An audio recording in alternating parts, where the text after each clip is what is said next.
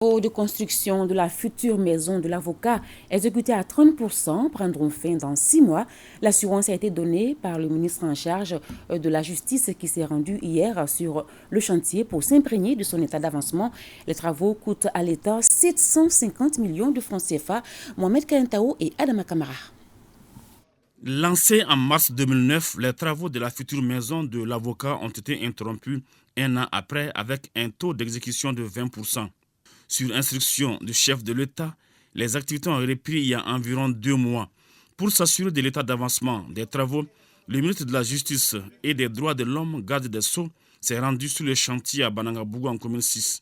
Donc il a fallu la forte volonté politique du président de la transition, son Excellence le colonel Assimi Goïta, pour que les travaux soient repris en vue de terminer les chantiers et de mettre l'édifice à la disposition du barreau.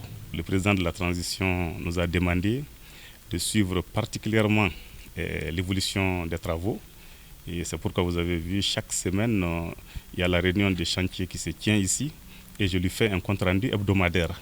Depuis la reprise du chantier de la maison de l'avocat, le ministre n'a ménagé aucun effort pour que les rythmes de construction puissent être soutenus. Vous aurez compris, nous sommes à 50 jours d'exécution. Mais quand vous venez sur le chantier, vous ne vous rendrez pas compte.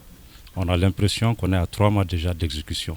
Ça voudrait donc dire qu'à ce rythme-là, je ne doute pas un temps soit peu que le délai va être abrégé. Les travaux qui coûtent 730 millions de francs CFA à l'État enregistrent de nos jours un taux d'exécution de 9%. Le ministre Kassougé et le bâtonnier de l'Ordre des avocats du Mali ont pu visiter le bureau du bâtonnier, le secrétariat, la guérite d'entrée, les salles d'audience, de réunions, de banquets, le magasin et les 3 parkings. L'entreprise chargée des travaux du R+1 rassure les visiteurs du jour. On sera sur le délai avec l'accompagnement de l'équipe technique, et la GTIP, le bureau de contrôle et le cabinet d'architecture. Depuis qu'on a commencé, il n'y a pas eu un seul jour d'arrêt des travaux. Ça, c'est déjà une assurance. Insistant sur le délai prévu pour la fin des travaux, le ministre en charge de la Justice rappelle. Les montants nécessaires ont été débloqués et aujourd'hui, le chantier est en train de progresser.